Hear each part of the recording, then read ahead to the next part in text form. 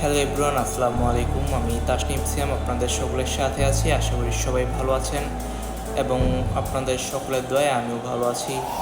অনেক দিন পর নতুন আরেকটি ভিডিও নিয়ে আসলাম।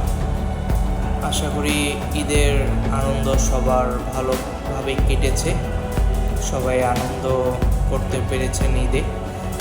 তো বর্তমানে রাসেলস ভাইপার নিয়ে যে সমস্যাটি অনলাইনে হচ্ছে, আসলে মূলত রাসেলস ভাইপারটি বাংলাদেশে অনেক আগের থেকেই ছিল।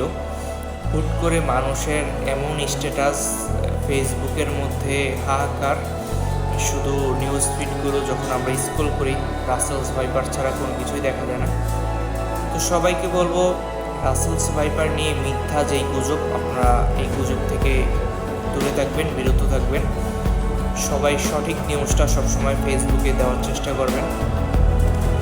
আর যারা যারা তাসনিম সিয়াম অফিসিয়াল ইউটিউব চ্যানেলটি সাবস্ক্রাইব করেনি, সবাই এই চ্যানেলটি সাবস্ক্রাইব করে দিবেন। সবাই ভালো থাকবেন, সুস্থ থাকবেন। দেখা হচ্ছে আগামী 2 তারিখ। আমি আসছি ইন্ডিয়াতে আবারও দ্বিতীয়বারের মতো আমার অফিসের একটি কাজে। সবার সাথে দেখা হবে। আসসালামু আলাইকুম, আল্লাহ হাফেজ।